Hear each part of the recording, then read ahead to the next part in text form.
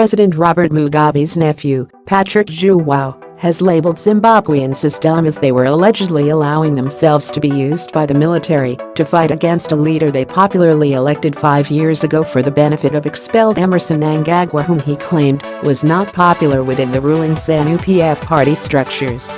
NewZimbabwe.com speaking to SABC television presenter via Skype from his secret location in South Africa, Zhuwao said the decision by the army, led by Zimbabwe Defence Forces Commander General Constantino Chiwenga, was pitiful.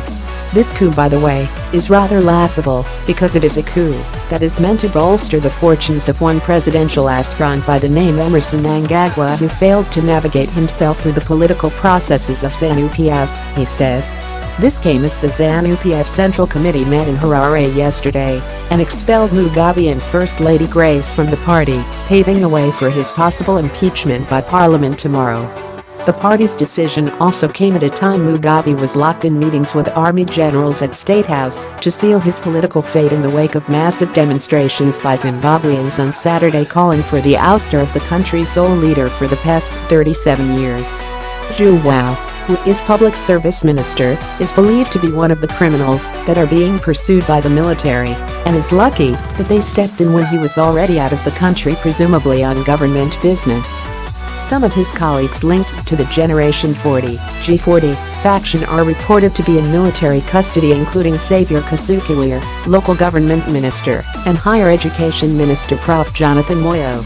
Mnangagwa was expelled by Mugabe 2 weeks ago after 37 years in government, accused of being deceitful and disloyal to Mugabe.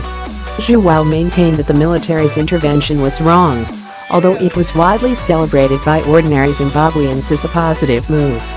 Can you imagine, you my sister, in South Africa you are going for an elective Congress, and the South African Defence Forces then come in and say no, the person who must be the president of must be Nkosanazana Zuma or Cyril Ramaphosa. That is so wrong, Zhuwao added. The military is a national institution that must never be utilized for anyone for factional agenda, but that is what is really happening.